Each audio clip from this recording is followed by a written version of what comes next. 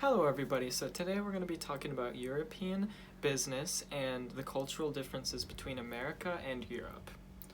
So some of the things about Europe is that it's rooted in something called the common culture heritage. Now, this involves buildings, monuments, works of art, and traditions. It's a very, very artsy place wherever you go because all the countries are very old. Um, there is no win mentality in Europe. Usually, you're congratulated for participating instead. Um, it's more practical than principle. So, education is very important in the workforce. Usually, you need to have some type of level of education to have a good job. They don't really like people slacking off very much.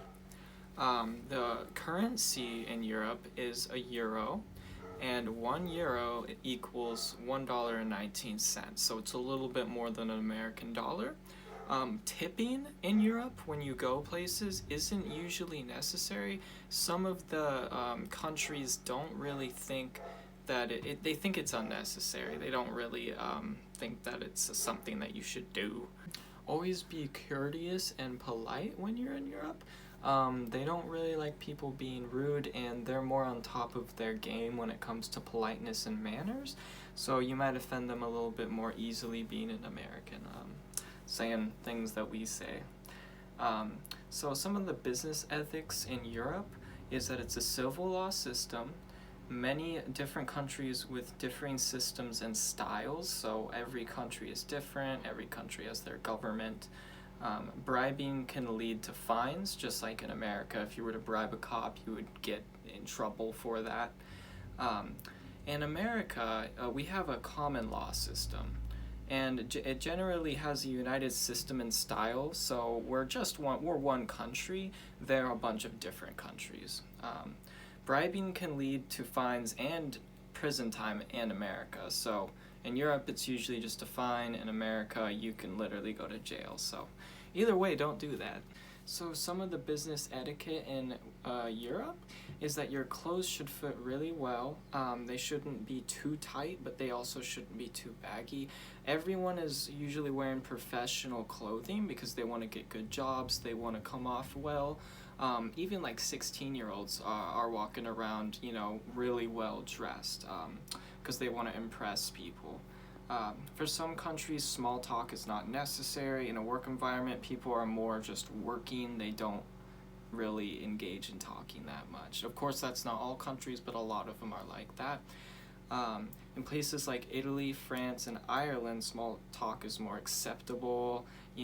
England and Wales and stuff like that. It's kind of like America, but the other countries, they can get a bit just work oriented. Europeans prefer to talk directly when making negotiations, so you would introduce yourself, but don't refer to the other person's first name.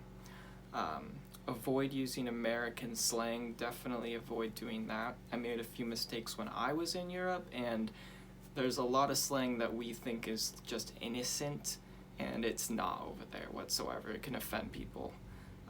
And meetings are slow-paced in Europe, so they brainstorm more than they try to get stuff done, before something happens. So their main language is English. Of course, there are many different languages in Europe, but most European schools teach English. And a lot of people know English. To get a job, for the most part, that's why you need to know English in Europe.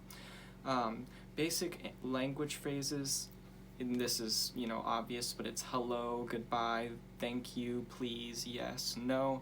That's all accepted in Europe. Unless you're, speaking a different language. You must be tested for COVID-19 before entering Europe.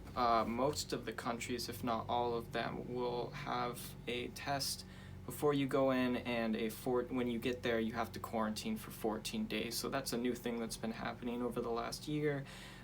There is a travel ban for Brazil, South America, and Portugal. This means that people from these countries are prohibited from entering Europe. So There's a travel ban on them. Travel is limited and only essential travel is allowed, so you can't just do it for a vacation. So United Kingdom, citizens have limited travel to other European countries, but they can still go do that if they need to do it. So conclusion is that Europeans are more practical and direct. It is expected that you be polite and you dress business-oriented.